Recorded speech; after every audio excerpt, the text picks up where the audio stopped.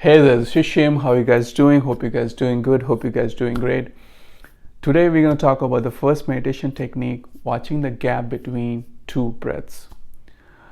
This is the first technique out of the 9 breathing techniques, and this is also the first technique out of the 112 playful methods of meditation. I say playful methods of meditation because you need to play with all these meditation techniques, and once it clicks, then you can seriously focus on one of the techniques which hits you, which clicks with you. So let's talk about the first technique, focusing the gap between the two breaths. Radiant one, experience the dawn between the two breaths. What it means is when the breath comes in and when the breath goes out, there is a gap, and in this gap there is no breathing happening, which means that when the breath comes in, there is a movement where no breathing happens and the breath goes in, and when the breath comes out, there is a movement where there is no breathing happening and the breath comes out. So there is a gap in between for a minute second, and if you can observe this gap, you become enlightened. The gap is so minute of a second, we cannot observe it. And that's why this technique looks simple, but to attain it, it's not that easy, because you might need months, years, maybe next lifetime, I don't know. You might need lots and lots of practice to attain the observation of the gap, and once you attain the observation of gap, you get enlightened, you get transformed.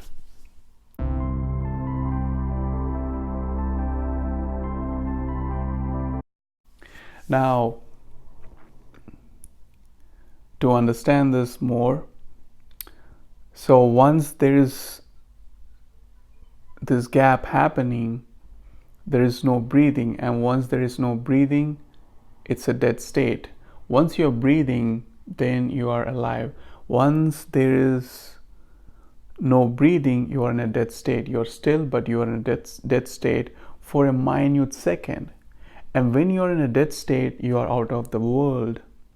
And that's when the transformation happens. That's when the enlightenment can happen. That's why this gap is so significant. That's why it's said, Radiant One, experience the dawn between the two breaths. That means if you can observe the gap between the two breaths, you become transformed, you become enlightened.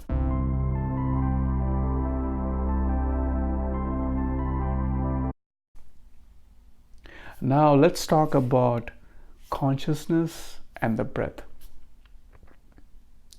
Now, when you focus on this breath, you cannot go ahead of the breath, or you cannot travel behind the breath like a shadow. You need to become one with the breath. That means your consciousness should become one with the breath and travel along with the breath, so that you can identify or observe the gap. And once you observe the gap, you transform and you get enlightened. So the consciousness should be a part of the breath. That means it should become as one, and then it needs to travel. This is very, very important. Okay, consciousness and breath should come and become one. That means when the breath comes in, you need to travel as a part of breath. You need to become the breath and travel along with it, so that you can identify the gap and then you can transform and transcend. Now, it's very easy technique, but it's might take years and years and years to get there, to observe the gap.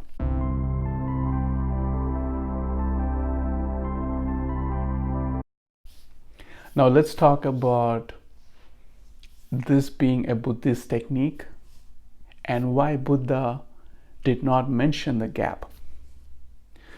Buddha got enlightened by this technique, focusing on the breath.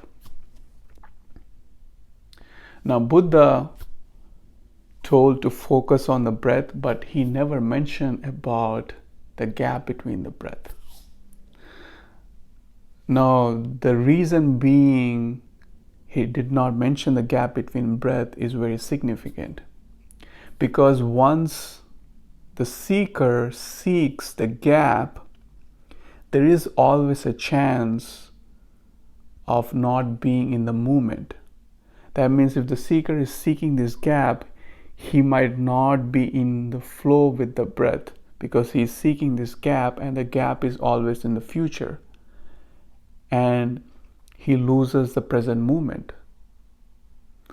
Probably that's the reason Buddha didn't mention about this gap, and he just told to focus on the breath.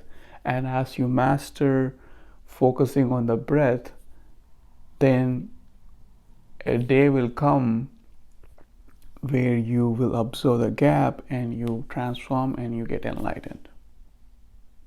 And a lot of people got enlightened with this technique, and Buddha being one of them.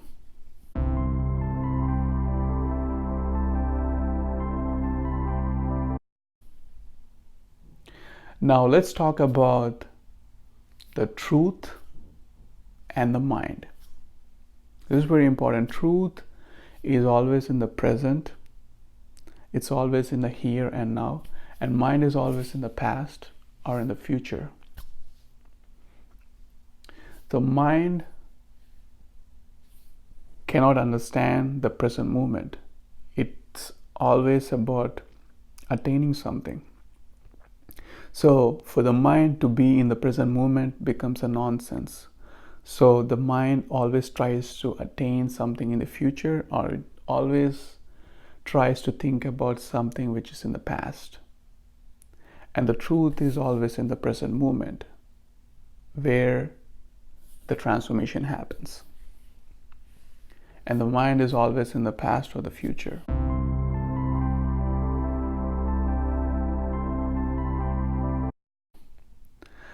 Now let's talk about seeking. So the mind is always tricky with the seeking, and the seeking will always be in the future. That's why the mind will always play the trick with seeking. Now, seeking of the worldly objects like money, power, or wealth, or any worldly objects will be in the future, and it will take you away from the present moment. And even seeking enlightenment, seeking nirvana, seeking moksha will always take you away from the present moment, and it will take you away from being transformed. And it is also part of seeking is always in the future. It cannot never be in the present. That's why seeking anything, even enlightenment or even nirvana, moksha, will not be in the present moment. It will be in the future, and it will take you away from the present moment.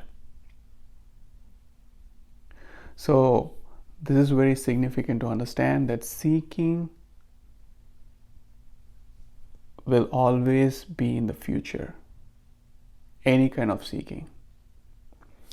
And there is also a different kind of seeking which can trick people. So seeking worldly objects like power, money, and some people might now desire in an opposite way, where they are not seeking anything, where they don't want money, they don't want power, but they are seeking a state of mind where there is no suffering.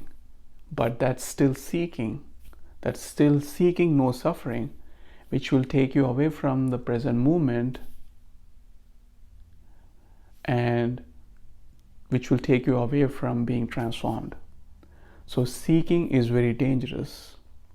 Seeking non-worldly objects or seeking worldly objects, both are ditches, and it will take you away from the present moment. It will take you away from being transformed. And mind plays the trick of seeking. And you need to be very, very understandable that mind is tricky in its own way, and it's going to play you.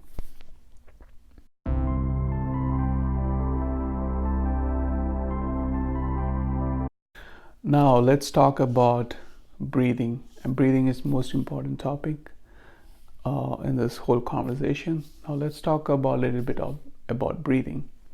Now breathing is always constant. Breathing is always constant from the time you're born till you die. That means in between the time you're born till the time you die, as you become young, you become adult, you become old, breathing is constant. Breathing is constant during suffering, during successfulness, during unhappiness, being unsuccessful. Breathing is constant. Breathing is constant when you're sleeping, when you're in coma. Breathing always happens. And the significance of breathing is when you breathe in, you're reborn, and when you breathe out, you're dying. And in yoga and meditation, the count of the breath is the way they count a person's lifetime.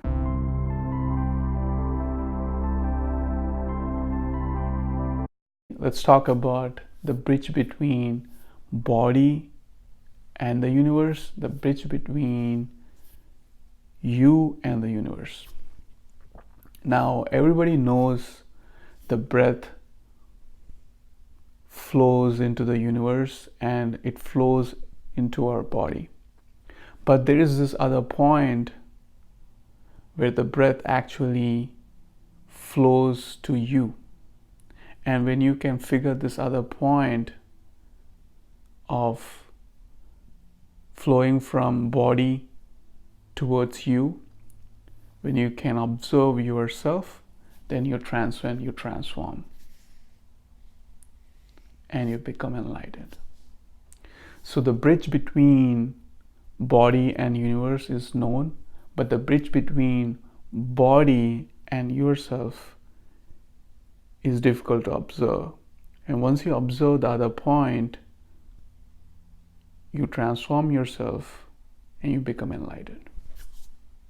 Okay, the whole point in this video is watching the gap between the two breaths, and once you can observe the gap, you transform and you become enlightened. Now this technique is given to you. This is like a mathematical formula. You already have the answer, but the thing is, it's very, very difficult to implement in practice and observe the gap. So try this technique, and hopefully a lot of people will transform. And the thing is, once the effect takes place, everything changes in your life. The way you eat, the way you talk, and the way you observe things, the way you watch things, everything will transform slowly, you know. So do this first technique, practice it, and I will be practicing myself, and we might need to practice it for years and years to observe the gap between the breath. Hopefully we all will do that one day, and we all will transform one day. Hopefully this video helps. Thank you and peace.